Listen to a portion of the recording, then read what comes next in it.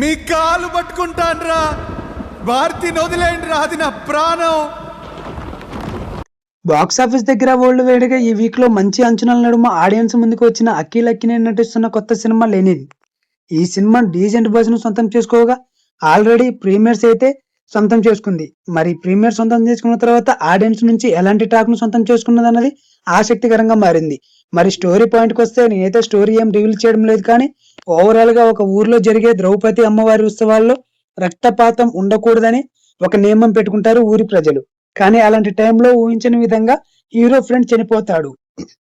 దాని కారణంగా హీరో హీరోయిన్ల లవ్ స్టోరీ తర్వాత ఊర్లో ఉండే పాలిటిక్స్ కి లింకే ఉంటుంది ఈ స్టోరీ.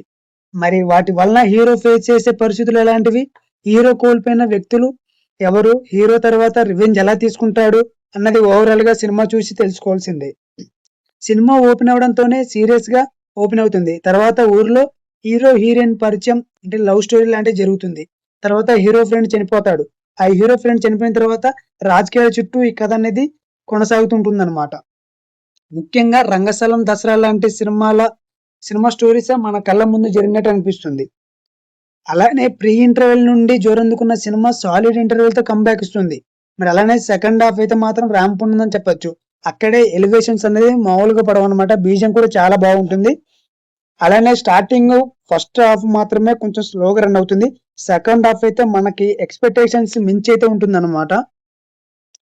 మరి ఇలాంటి ఏజెంట్ మూవీ తర్వాత కంబ్యాక్ ఇస్తున్న మూవీ కాబట్టి ఈ మూవీ మీద చాలా ఎక్స్పెక్టేషన్స్ అయితే ఉన్నాయి.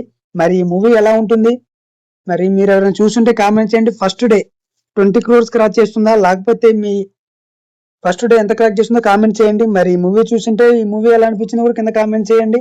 ఈ మూవీ అయితే మాస్ ఆడియన్స్ నుంచి అయితే బెస్ట్ హోల్డ్ చూపిస్తుంది. మరి కామెంట్ చేయండి.